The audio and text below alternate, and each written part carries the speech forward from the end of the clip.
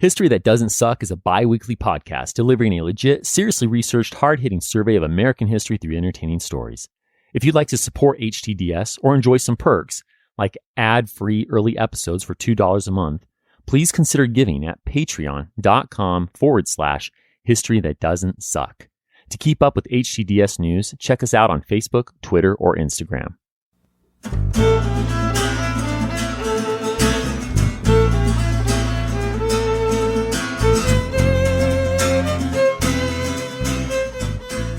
Welcome to History That Doesn't Suck. I'm your professor, Greg Jackson, and I'd like to tell you a story. Pierre Gustav Beauregard, or simply Beauregard as he's often called, is not enjoying his current situation. As of last month, this 42-year-old French-blooded Louisianian became the first and thus far only general of the newly established Confederate States of America. Now it's April 11th, 1861, and he's in Charleston, South Carolina, charged with making the U.S. forces still holding on to their island fortification out in the harbor, the star-shaped multi-level Fort Sumter, leave. As he and his superiors see it, South Carolina seceded from the U.S. nearly 4 months ago, and still, those U.S. troops won't budge. They have to go if the Palmetto State, and now the Confederate States of America, or CSA, are going to assert their sovereignty. As such, Beauregard has orders to destroy Fort Sumter. But he doesn't want to do it. I mean, the commander out there is his old West Point professor and friend, Major Robert Anderson. Beauregard even sent Robert a box of cigars and a case of fine whiskey a few days back. Robert refused them, but the gesture underscores the point. Beauregard does not want this fight. That's why he sent 3 of his aides to the island fort this afternoon with generous terms. If Robert and his men are willing to leave Fort Sumter, Beauregard will not only permit them to do so, but he'll provide support and let them take the U.S. flag. They can even salute the stars and stripes as they lower it. But how will the major respond? Well, Beauregard's aides are returning to Charleston's shore right now. Let's see what they've got. The 3 aides, local plantation owner Colonel A.R. Chisholm, former U.S. Senator Colonel James Chestnut, and the young captain Stephen Dill Lee, give their report. It's a no. Robert and his men can't forget their honor as soldiers. That means Beauregard has to attack. But the trio also reports that as they were getting back in their boat, the Kentucky-born U.S. major casually stated, "If you do not batter us to pieces, we shall be starved out in a few days." Wait, that's something. If Robert's troops at Fort Sumter are nearly starved out, maybe they'll be forced to leave before U.S. President Lincoln's promised provisions arrive. Beauregard telegraphs this news to Confederate Secretary of War Leroy Walker. Leroy soon responds, if Robert will provide a promised time and date by which he and his men will leave, and further, if they promise not to fire on Confederate forces, Beauregard doesn't have to attack.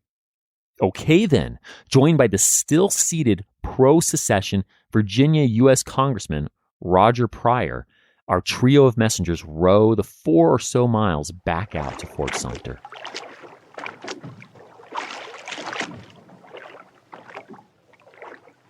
Bearing a white flag, they arrive at the fort after midnight. Congressman Pryor awkwardly stays in the boat as the 3 official Confederates proceed to deliver Beauregard's last effort to spare bombardment. Robert confers with his officers. It's a heavy decision. Their choice could start or avoid, well, at least defer, civil war. The U.S. officers talk for hours, finally giving an answer to the Confederate messengers at 3 a.m. Out of food, they will leave in 3.5 days at 12 noon on April 15th. Okay, that works. But here's where things get sticky. Robert and his men agree they will not fire on the Confederates first, but if Beauregard's forces fire on them or anything American, in other words, those en route peaceful supply ships that could show up before April 15th, then they will return fire. The three messengers confer and agree they don't have the authority to accept Robert's counteroffer. Despite Beauregard's last attempt, the attack will have to move forward. In the gentlemanly fashion of 19th century warfare, James Chestnut forewarns the U.S. Major that bombardment will begin in 1 hour. Robert looks at his pocket watch. 3:20 a.m. I understand you, sir, then that your batteries will open in an hour from this time, he asks. Yes, sir, in 1 hour, James responds. The loyal Unionist Robert walks the three Confederates, his fellow Southerners, back to their boat. He shakes each one of their hands as they stand in the dark morning's light rain. If we never meet in this world again, God grant that we may meet in the next.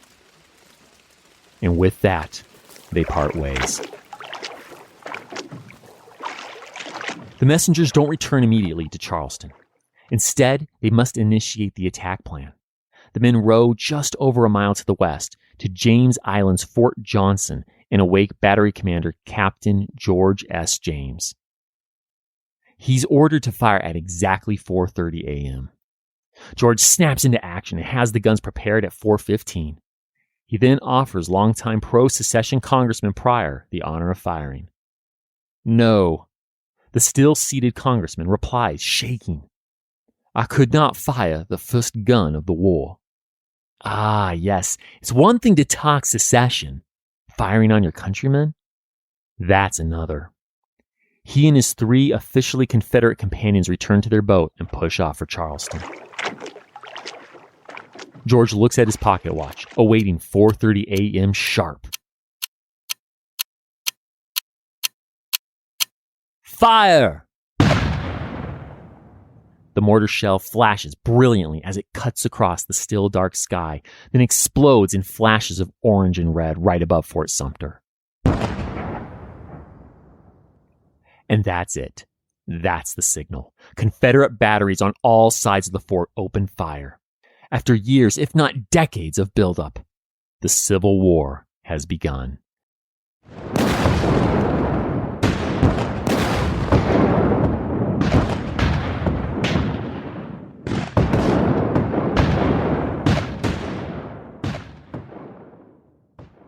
This is it. Welcome to the American Civil War. It's a big day and we've got a lot of ground to cover. I'll start by giving you a little more background and the final outcome of the Battle of Fort Sumter. The fallout from it will lead to violent secession crises in the Upper South, and blood will be spilt in Maryland and Missouri. In fact, Missouri almost gets into its own civil war. We'll see if John the Pathfinder Fremont can stop the bleeding there. In the middle of that mess, Lincoln and Jeff Davis have armies to raise. But that proves to be a big headache for the understaffed, underprepared war departments in Washington, D.C. and Richmond, Virginia. Then we'll see these green, untested troops prepare for battle. Ready? We start in March 1861 as Jefferson Davis first begins to shoulder a responsibility for what's happening at Fort Sumter. Rewind. Stepping into his new role as President of the Confederate States, Jefferson Davis needs to appoint military commanders. Particularly, he's got to appoint someone to head to Charleston and deal with the situation at Fort Sumter. In making this appointment, the Mexican-American war vet turns to one of his war buddies, Pierre Gustav Beauregard. Look, we're all thinking it, so I'll just say it. How the hell did he get out of the first grade with a name like that? Well, the name is actually fairly cool in his neck of the woods. He's a Louisiana Creole. But the new general also makes life easier on himself, and I assume Starbucks baristas. You know, for all those Starbucks in 19th century America. By answering to his two middle initials, GT. So GT readily accepts Jeff's rank-bumping offer to join the Confederate Army. GT already has a chip on his shoulder after not receiving enough credit for his military contributions during the conflict with Mexico. Further, the Louisianan has given over a decade of faithful service to the U.S. Army since then, and he's still only a captain. So when Jeff offers GT this brigadier general commission, the suave Creole doesn't hesitate. Well, he has to stop off at the tailor and get a general's uniform custom made, but after that, GT is off like a shot. Sporting his slick new uniform and a freshly trimmed goatee, the well-coiffed 42-year-old swaggers into Charleston, South Carolina, on March 3rd, 1861. With his hint of a French Creole accent, GT didn't learn English until he was 12. Plus his high rank and political connections, Charlestonian socialites are drawn to him like a moth to a flame. GT uses this to his advantage and soon has several military aides. And he puts them to work. GT may spend an inordinate amount of time on his sleek, dark hair every morning. Not joking, that's true. But he is an experienced, professional, and capable military commander. Right away, he can see storming the heavily armed, stone-walled fort would be a terrible call. Instead, GT plans to shell it into oblivion. While his 9,000 eager men build 13 batteries aimed at Fort Sumter around the perimeter of Charleston Harbor, political leaders of both the United States and the Confederacy try to get the other to flinch. Now, you heard a lot about this back and forth in episode 44, but I didn't tell you Jeff Davis's side of the story. From his perspective, Secretary of State William Seward's covert interactions with the Confederate commissioners is a ploy to throw the rebellious states off the scent of a sophisticated plan to resupply and reinforce the fort. Remember that William consistently promises that Fort Sumter will be peacefully evacuated, and a few other U.S. emissaries promise the same thing. These rogue agents in the Lincoln administration are not only making Honest Abe look like a liar in Jeff's eyes, but they're causing the Confederate president to second-guess the U.S. president's very sincere, very public promise to resupply the fort's hungry men with food only. On April 6th, Lincoln sends a message to the governor of South Carolina. Yeah, he's not going to acknowledge the Confederate government by communicating with them. Anyway, the Illinois rail splitter notifies them of his plan to supply Fort Sumter with provisions only, and that if such an attempt be not resisted, no effort to throw in men, arms, or ammunition will be made without further notice. You see what he's done, right? Lincoln just put Confederate leaders in a lose-lose situation. If Jeff and his boys attack the innocent relief mission, they'll be the aggressors starting the war. Of course, if they don't attack, they'll look weak. Basically, if Lincoln and Jeff were playing chess, Lincoln just pulled off a knight fork. Jeff's losing a piece. All he gets to do is pick which one. Well played, Mr. Lincoln. But enough talk.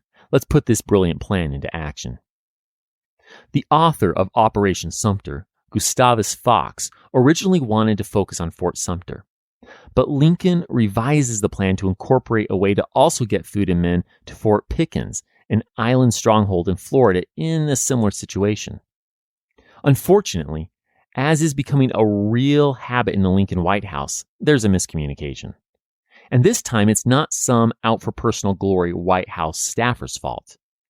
No, the blame for this lands squarely on Lincoln's shoulders.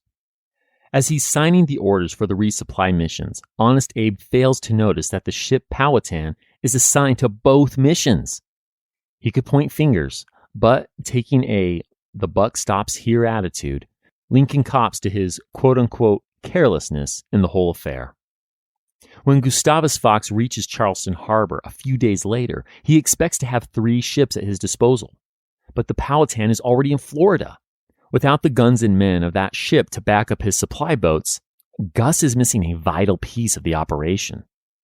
And that's when the cannon fire begins.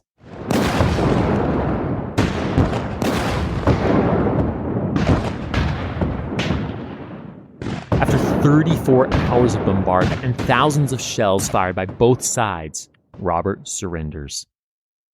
None of his men have died in the firefight, but he knows he can't hold out against GT's guns and men. Before they lower the tattered, smoke-stained U.S. flag, Robert's exhausted, defeated men fire a 50-round salute to honor the Stars and Stripes. But a fluke explosion of gunpowder kills one man and injures a few more during the salute. The poor guys managed to survive the battle just to be taken down by a simple flag ceremony gone bad. One of the injured passes away from his wounds soon as well. Yep, those are the 2 deaths from the Battle of Fort Sumter. Out of respect for his friend and former comrade in arms, GT waits until Robert leaves Fort Sumter before marching into the partially destroyed, conquered stronghold. It would be an unhonorable thing to be present at the humiliation of my friend. Late in the afternoon on April 14th, the Confederates raised the stars and bars over the fort. Contrary to what some of you might think, this isn't the battle flag. It's the first Confederate flag. A silk banner with a blue square in the corner acting as a background for 7 white stars. The remainder of the flag consists of 3 thick stripes, 2 red, 1 white. Now, what does this change in flags at the fort mean for the 8 upper southern states still sitting on the fence about staying in the Union or joining the Confederacy? G.T. Beauregard firing on Fort Sumter before supply ships could reach it marks a shift in the secession debates of these border states, especially Virginia. Virginia secession convention goers have been debating whether or not to leave the Union since February. The battle for Fort Sumter just turns up the heat on this pressure cooker. Even though they've been meeting staunch resistance from Southern Unionists, plenty of speechmakers have been trying to persuade the Old Dominion to join the Confederacy. Like convention delegate John Preston, who asks his fellow Virginians to step forth and keep the ancient glory of your name.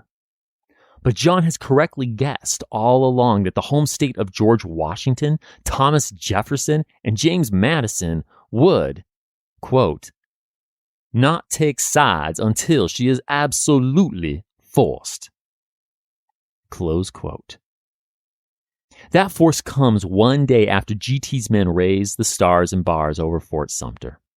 On April 15th, Lincoln issues a call for 75,000 militiamen to put down the Confederate rebellion. Anti-secession Southerners who want to stay in the Union and firmly believe that the president would never invade the South, known as Southern Unionists, see this as a total slap in the face.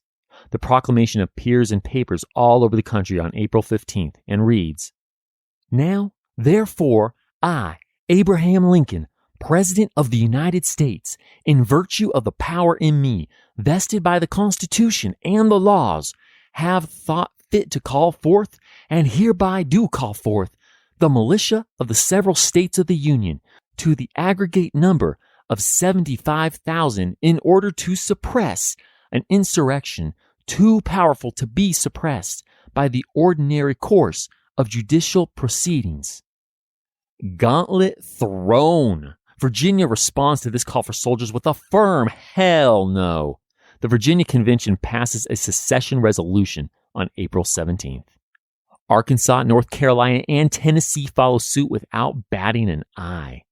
Former presidential candidate and Unionist Tennessee Senator John Bell switches sides and throws in with the Confederacy, citing the, quote, unnecessary, aggressive, cruel, unjust, wanton war which is being forced upon us.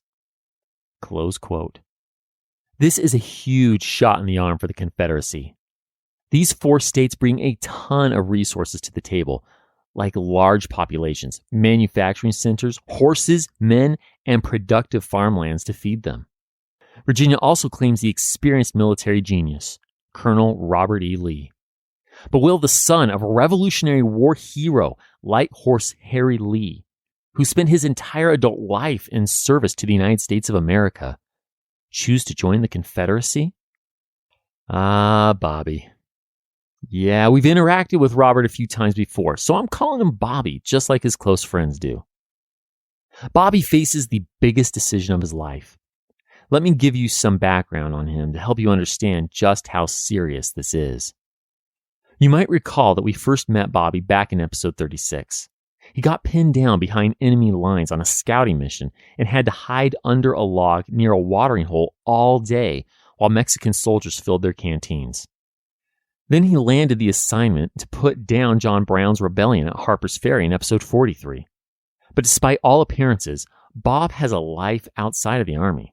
When he's not winning the respect and loyalty of men by crushing it on the battlefield, he lives on a productive plantation near Arlington, Virginia. The Army officer is a blue-blooded Virginia gentleman, all right, but he grew up in relative poverty. His dad, Light Horse Harry, lost the family fortune, plantation, and home in a series of questionable life decisions. Harry died when Bobby was only 11, leaving the dark-haired boy, his siblings, and his mom to fend for themselves. With the encouragement of his mom and the help of his extended family, Bobby graduated from West Point and joined the Army as a junior officer.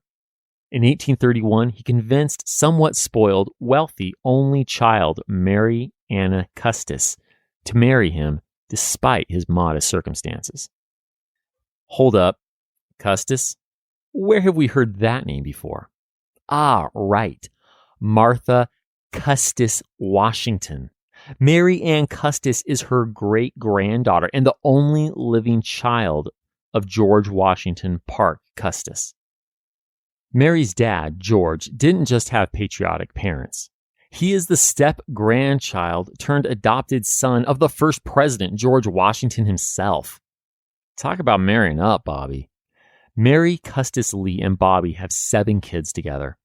His family spends most of their time at Mary's inherited family home in Arlington, while Bobby slowly climbs the ladder in the U.S. Army.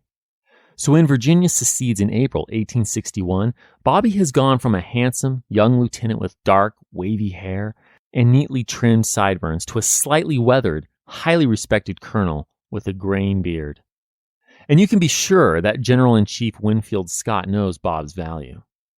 The general calls Bobby, quote, the very best soldier I ever saw in the field. Close quote. High praise.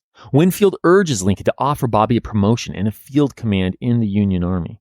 Meanwhile, Virginia Governor John Letcher has plans to do the same thing. But neither man can pressure Bob onto their team. This is a decision that the brilliant colonel has to make for himself. And he has a lot to consider as he weighs his options. Plenty of Southern military officers, like Louisiana Creole GT, have no problem switching their allegiance to the Confederacy. However, men like Virginian Winfield Scott choose to stay with the Union despite their home state's secession. Bob has a complicated Gordian knot to untangle before he can choose a path forward. As he tells a friend, I must side either with or against my section. Whew. I don't think a simple pros and cons list is going to help Bob here. Here's the thing. Bob has 3 strong and somewhat conflicting loyalties to consider. First, he identifies with his fellow slave-holding Southerners. While he doesn't defend slavery, Bob actually calls it, quote, a moral and political evil in any country. He despises the fiery, controversial tactics of abolitionists. Second, beyond his affinity for his slave-owning neighbors, blue-blooded Bob is a native Virginian with a pedigree as long as his arm. And finally, he's a loyal U.S. citizen who believes that nation trumps section, just like his idol and great-grandfather-in-law, George Washington. Which bond will prove the strongest? To whom will Bob pledge his allegiance? His Southern brothers? His fellow Virginians? Or his beloved country? Being the efficient army man that he is, Bob won't leave us or anyone else in suspense for long. On April 18th, Bobby meets with Francis Blair Sr., one of Lincoln's advisors, in Washington, D.C., and receives a formal offer to head up the Union Army. Francis says, I come to you on the part of President Lincoln to ask whether any inducement that he can offer will prevail on you to take command of the Union Army. Command of the entire army. This is a serious step up. But the colonel turns it down. He leaves the meeting and goes straight to Winfield's office. Off the record, Bob pretty much tells Winfield that he's going to turn down the position. According to legend, Winfield sadly replies, You have made the greatest mistake of your life, but I feared it would be so. 2 days later, Bob formally resigns in writing. He apologizes for not writing sooner, explaining the delay is the fault of, quote, the struggle it has cost me to separate myself from a service to which I have devoted all the best years of my life. Close quote. Damn. After a severe internal struggle, Bob has chosen his state over his nation. He tells his sister, quote, I cannot raise my hand against my relatives, my children, my home. I have therefore resigned my commission in the Army and save in defense of my native state. I hope I may never be called upon to draw my sword. Close quote. That hope will be dashed immediately. On April 23rd, he becomes the commander of Virginia's army and begins preparing to fight for his state and his new country.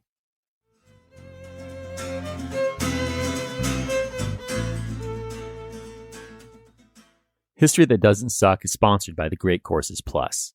You know, GT was well prepared to take Fort Sumter in part because he paid attention while a student at West Point. Learning from the pros can make all the difference, and that's why we want to tell you about the Great Courses Plus. Look, I've told you before, with their excellent streaming service, I have the freedom to learn about virtually any topic. And not just the basics, but truly master it by learning from top engaging experts in their fields. And there are lectures on hundreds of topics. For example, the American Civil War with Dr. Gary W. Gallagher from the University of Virginia will provide you with a great background for upcoming HTDS episodes as it covers everything from the shots fired at Fort Sumter to Appomattox. We've worked out a fantastic offer for our listeners, a full free month of unlimited access to the Great Courses Plus. All you have to do is sign up at the following website, thegreatcoursesplus.com/HTDS. You know, the initials of the show. Make sure you use the HTDS URL so that you receive your free month of the Great Courses Plus. You'll also be showing some love for History That Doesn't Suck. One more time, that URL is thegreatcoursesplus.com/HTDS. And now, back to the story. Now, if you thought that Bobby had a hard time deciding where his loyalties lie, it's nothing compared to the violent debates raging in Maryland, Kentucky, and Missouri. Quick aside, I need to mention Delaware. This small slaveholding state has a few pockets of secessionists, sure, but Unionists in Delaware's government win the day. The first state to ratify the Constitution quickly decides to stay the course and remain in the Union. Okay, now back to the action. Let's start in Maryland.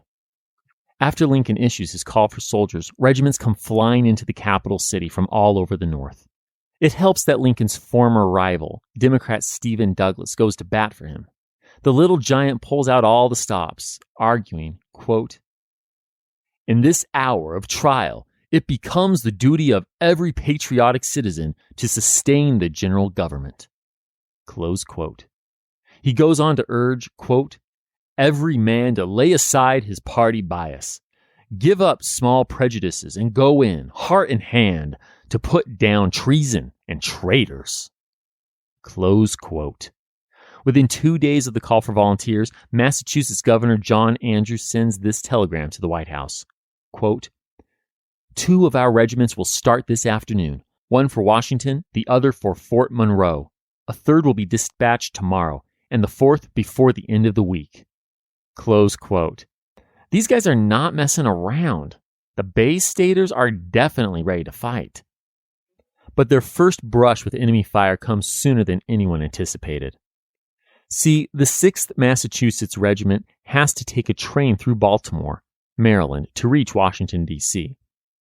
Now, that might not be a big deal if there wasn't an itching-for-a-fight secessionist movement in Baltimore. See, the only thing standing between Maryland and secession is its uncompromising Unionist governor. His firm stance leads to a building frustration among Baltimore's pro-Confederacy residents, turning this town into a powder keg. And the blue-clad, fresh-faced Union Massachusetts soldiers arriving on April 19th in Maryland's largest city are lit matches. The violence starts when the soldiers change trains. If you think it's a nightmare to run across a busy airport to catch your international connecting flight, that is nothing compared to what these guys are facing. The Bay State Regiment has to detrain on the east side of town and schlep their gear all the way across the city to another station where they can board a southwest-bound steam engine to D.C. As the men march through the streets, passing buildings, proudly waving the Confederate stars and bars, they meet an angry mob of secessionists. The rioters, barely contained by a mostly sympathetic to the South Baltimore police force, start hurling insults like, quote, thieves, close quote. Then they start throwing bricks.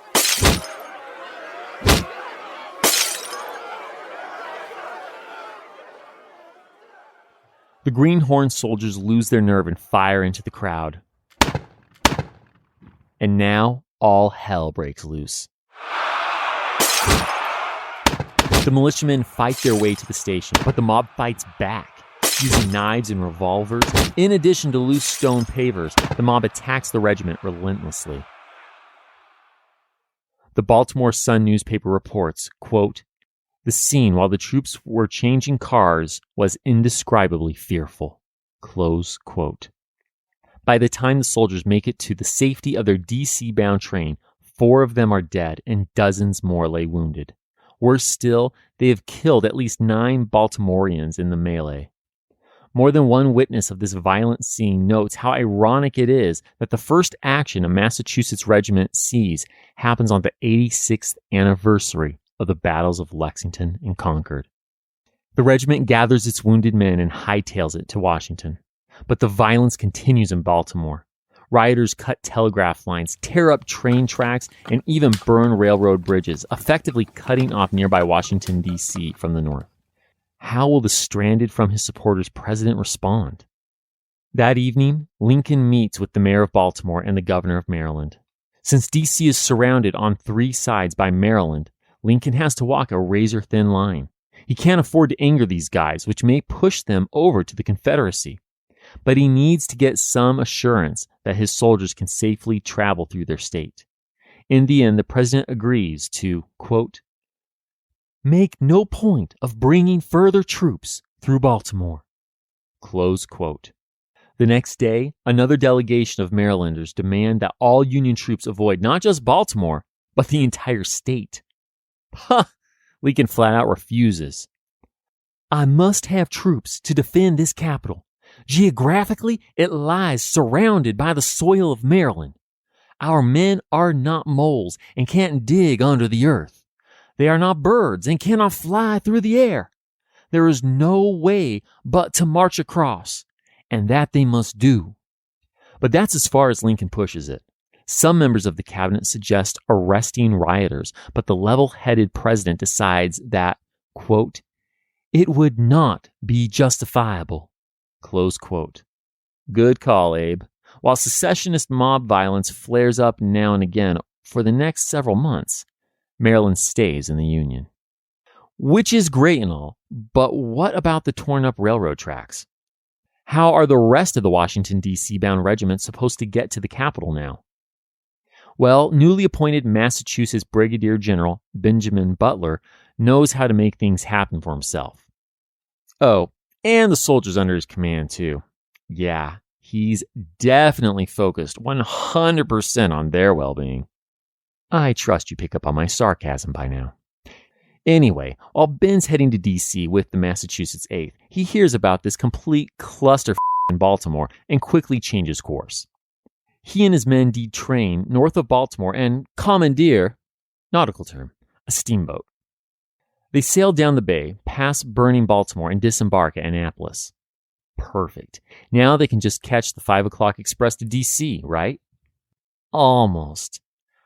Rioters have traveled south and torn up the rail lines and vandalized the trains that could get the regiment into the capital. But Ben finds several skilled men in his ranks who make the necessary repairs. One private with train building experience volunteers, quote, "that engine was made in our shop. I guess I can fit her up and run her." Close quote. Within a few days, the lines and trains are repaired, allowing thousands of Northern troops to reach the capital without incident.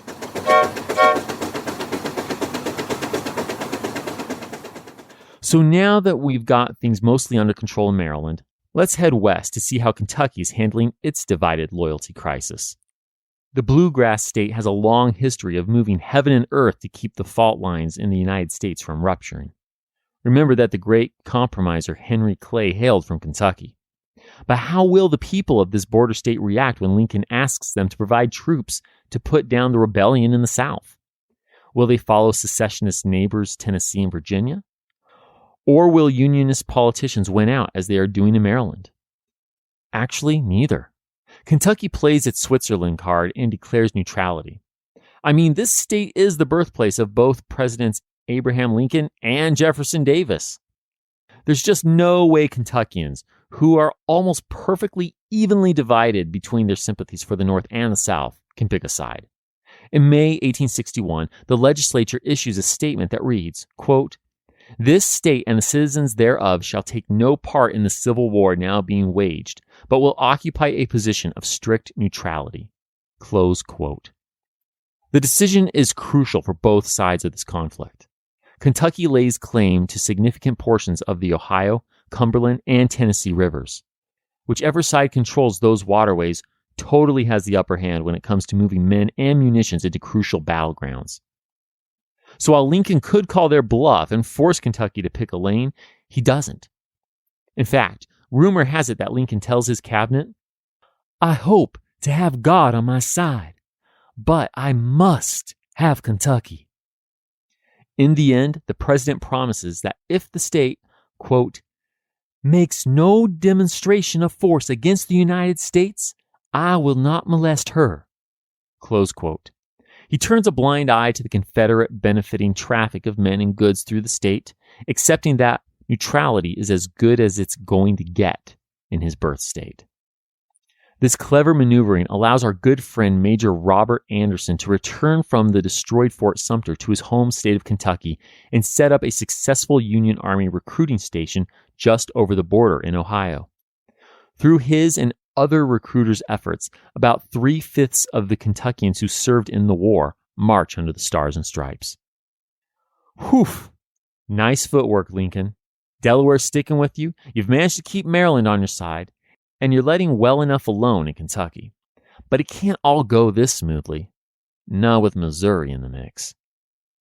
Yeah, if Missourians were ready to throw down when their neighbor Kansas hinted that it might want to become a free state back in 1854, what are they going to do now that there's an actual war between the North and the South? This is not going to be pretty.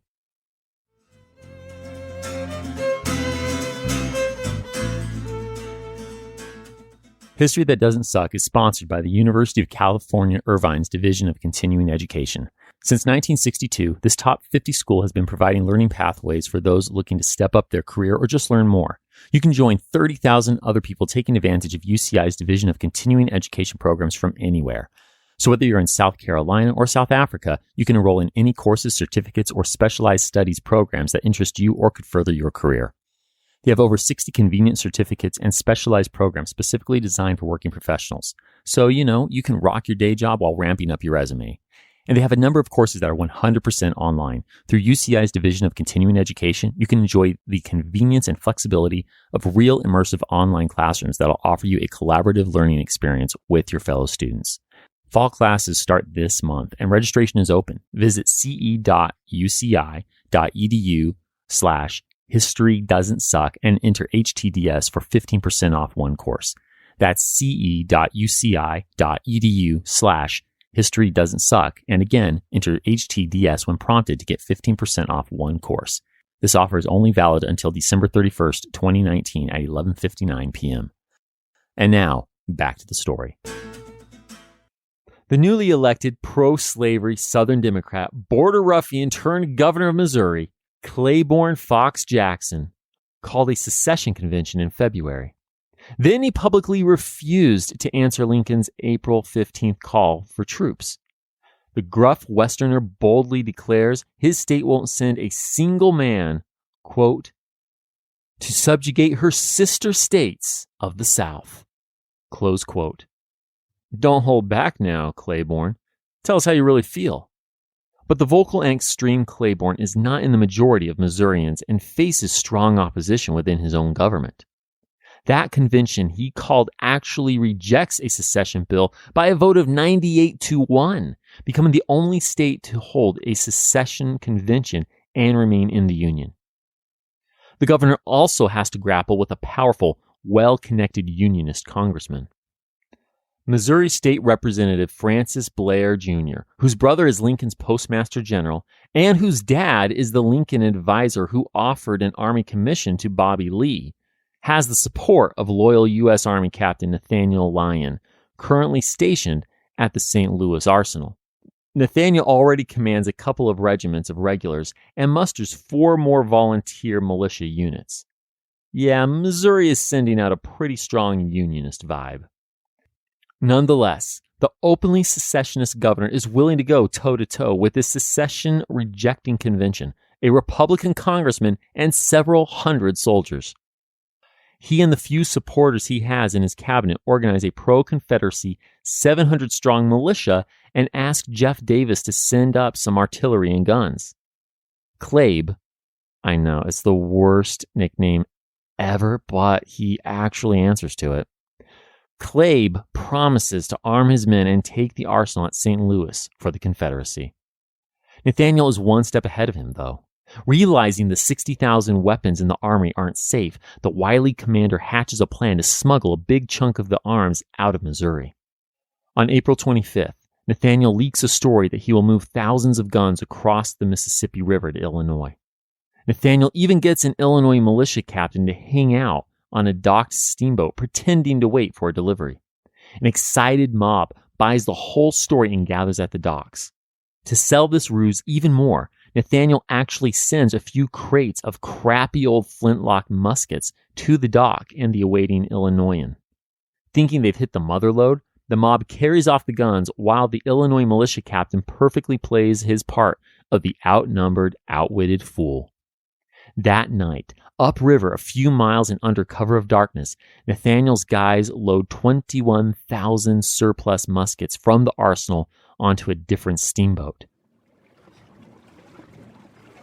The guns make it across the river without incident, while the bamboozled Missourians open their crates to find a bunch of rusty, outdated arms.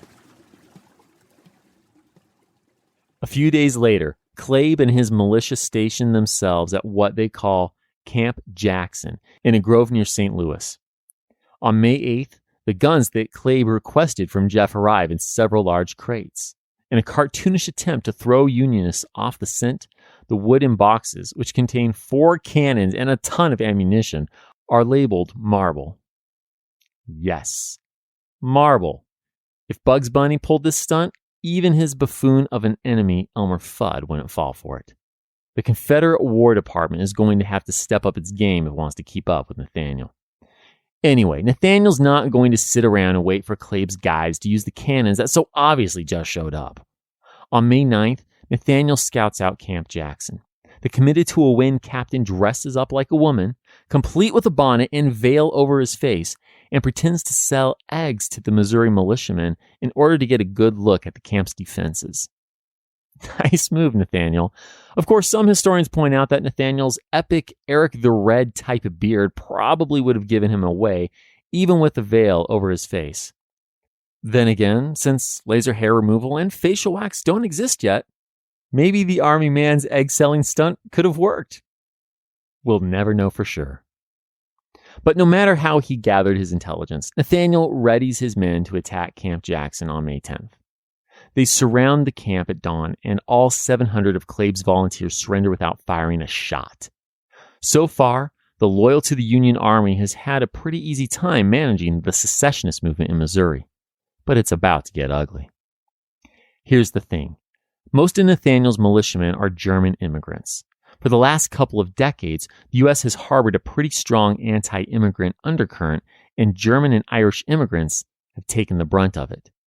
It's no different here in Missouri. So the secessionist militia bristles at being arrested not just by Unionists, but by German immigrant Unionists. As Nathaniel marches the, for all intents and purposes, POWs through St. Louis, an angry crowd starts shouting, "Damn the Dutch!" and "Hurrah for Jeff Davis!" at the German guards. Just like in Baltimore, this crowd is not content to hurl insults. Stones, bricks, and anything else the angry mob can grab start flying at Nathaniel's men.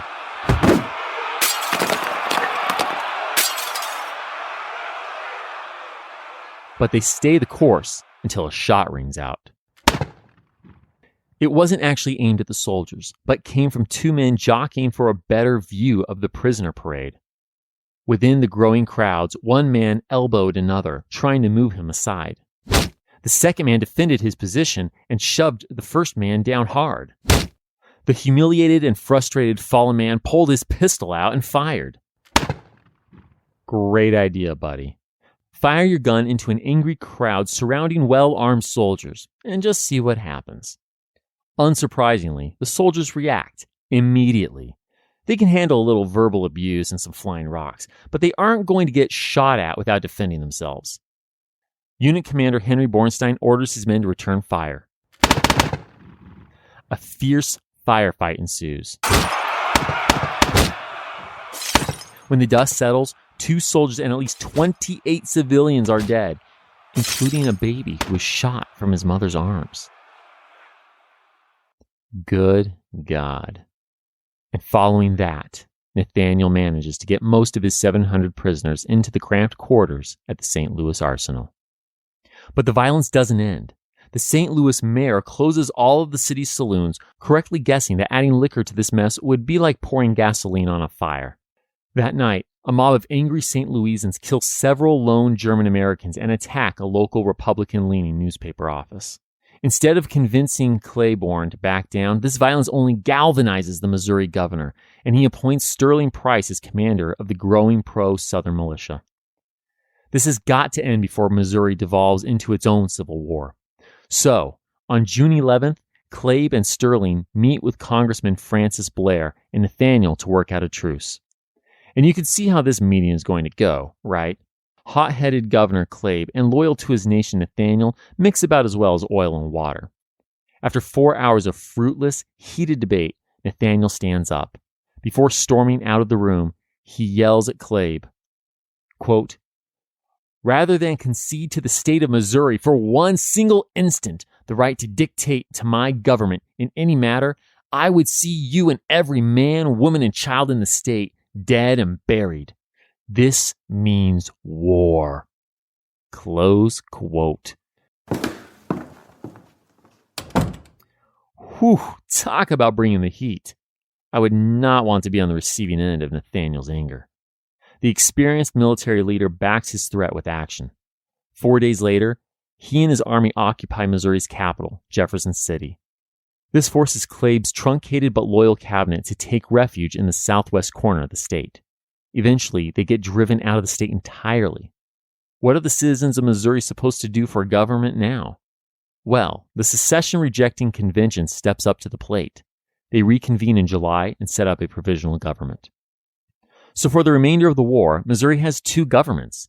The Confederacy recognizes Claiborne's exiled administration and welcomes Missouri in as its 12th state, while at the same time the provisional government in Jefferson City sends congressmen to Washington. This quagmire of confusion and polarization leaves a power vacuum that allows guerrilla warfare to flourish in Missouri. More than any other border state population, Missourians experience the horrors, destruction, and bloody violence of unorganized family-on-family, neighbor-on-neighbor hostilities. The president can't and won't just ignore the mess in Missouri, but he's got several other irons in the fire at the moment. To hear about everything else on Abraham's plate and see what he'll come up with to help beleaguered Missourians, let's head east to D.C. and back to April 21st, 1861. Rewind. The week after calling for volunteer troops, Lincoln decides to set up blockades on southern ports. Okay, this is actually old Winfield's plan. The aging, a little out of step general wants to avoid a land war by starving out the Confederacy. Of course, Winfield's plan requires patience and a long-range outlook, which are 2 things that the American public is short on right now. People want action. So yes, Lincoln dispatches several ships under the command of Gustavus Fox, the Fort Sumter resupply mastermind, and the blockade does cause a little bit of pain in Confederate port towns. But Lincoln also employs the eager land forces that have been arriving from all over the North. One of these guys is Henry Clay Bunting, who's my 3rd great uncle. He joins Pennsylvania's Fayette Guards. And yes, I may have to mention what he and his other enlisted brother are up to as we move through this war. Anyway, these young, untrained, untried troops don't just want to shoot the Rebs. Okay, some of them probably do. But they have a higher purpose in joining this fight. And so does Lincoln. In early May of 1861, he tells his personal assistant, John Hay, "I consider the central idea pervading this struggle is the necessity that is upon us of proving that popular government is not an absurdity. We must settle this question now, whether in a free government the minority have the right to break up the government whenever they choose. If we fail, it will go far to prove the incapability of the people to govern themselves." Well, they can't have that. Union soldiers are fighting for the sacred nation established by the now nearly sainted George Washington. That capital F founding father said in his presidential farewell address, quote, "It is of infinite moment that you should properly estimate the immense value of your national union to your collective and individual happiness." Close quote. Basically, George called on every American to prioritize the nation over any sectional interest and cling to it like a drowning man would cling to a life preserver. And that is just what these Union soldiers are going to do. Okay, wait. Preserving the Union sounds great, but what about slavery? Isn't that hot button issue what brought on this fight in the first place? Well, there are a few outliers who hope that the war will bring an end to slavery. Secretary of State William Seward's anti-slavery wife, Frances, sees a bigger and nobler cause for what she believes will be a long and bloody fight. Not one to bite her tongue, Frances tells William, quote, "The true, strong, glorious North is at last fairly roused. The enthusiasm of the people, high and low, rich and poor, all enlisted at last in the cause of human rights. No concession from the South now will avail to stem the torrent. No compromise will be made with slavery of black or white." Close quote. But Francis is definitely in the minority. In his first address to Congress on July 4th, 1861, Lincoln keeps slavery entirely out of the rhetoric. He promised not to mess with slavery where it already exists, and he's sticking to that. Only abolitionists like Francis and the indomitable Frederick Douglass notice the glaring absence of any mention of slavery in Lincoln's speech. Frederick writes a critique of it in his newspaper, quote, "No mention is, at all, made of slavery.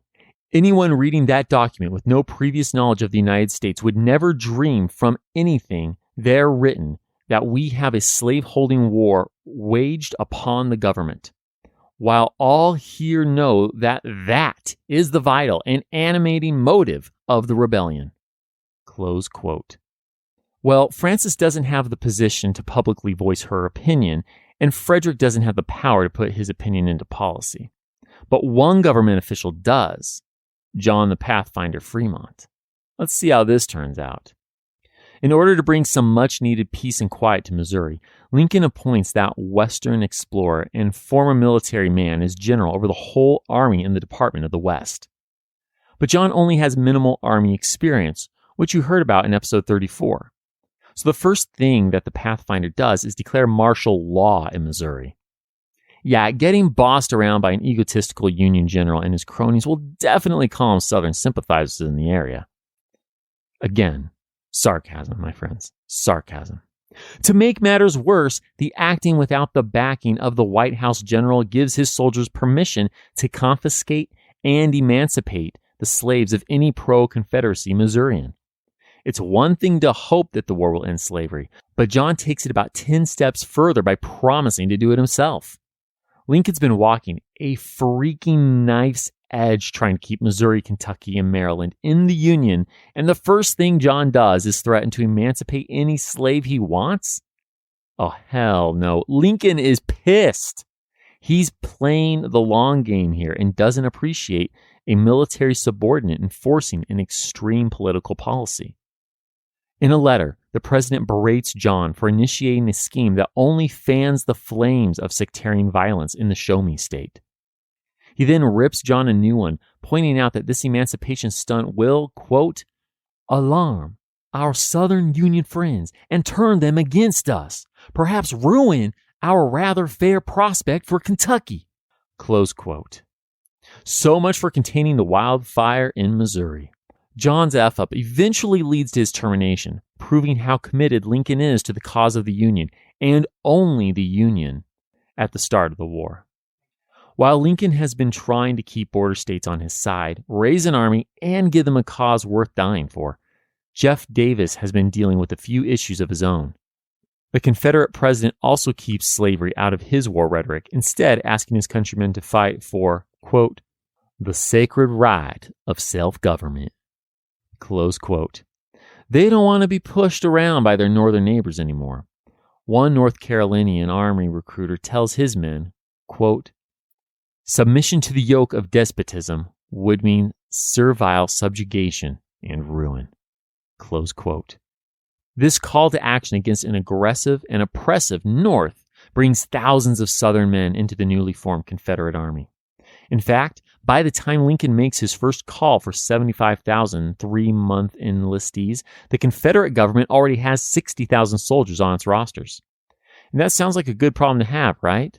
But Jeff's infant, inexperienced government has some serious problems with which to contend. The biggest of these is supplying the eager new recruits. Some soldiers are able to bring their own horses, weapons, and uniforms. Even with that leg up, Jeff's War Department has a hard time getting enough food, blankets, and tents to the soldiers at the front lines. Many Confederates, including the preeminent Civil War diarist, Mary Chestnut, have no problem blaming one man for these problems. Quote, Mr. Commissary General Lucius Northrop was the most cussed and vilified man in the Confederacy. He is held accountable for everything that goes wrong in the Army. He may not be efficient, but his having been a classmate and crony of Jeff Davis at West Point points the moral and adorns the tale. Close quote. Okay, so I guess they are blaming two men. Jeff gets dragged into it as well, since he seems to be employing an old friend despite the cost to his soldiers. But even with an established War Department, Lincoln's administration isn't doing much better than Jeff's. Congress approves 3-year enlistments for 1 million men, which seems like a good idea until the woefully understaffed War Department has to outfit them. Secretary of War Simon Cameron later remembered, quote, we were entirely unprepared for such a conflict, and for the moment, at least, absolutely without even the simplest instruments with which to engage in war. We had no guns, and even if we had, they would have been of little use, for we had no ammunition to put in them. Close quote. But the Union public doesn't care about these problems. They want to see action.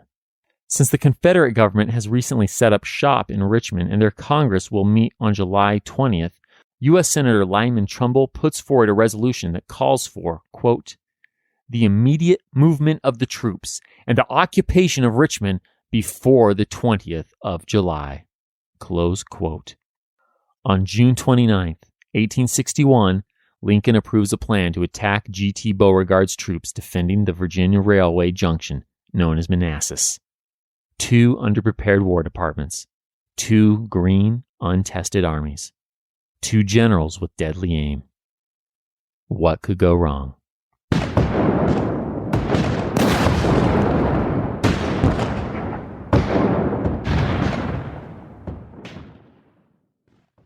History That Doesn't Suck is created and hosted by me, Greg Jackson.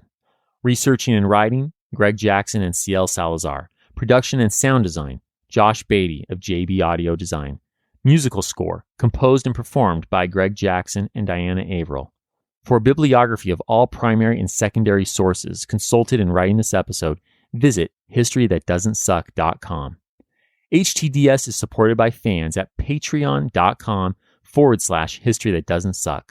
Josh, CL, and I are beyond grateful to you kind souls providing funding to help us keep going.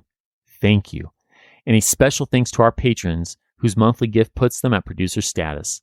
Will Caldwell, Jason Karstens, Dex Jones, and Sheila Polotnik. Join me in 2 weeks where I'd like to tell you a story.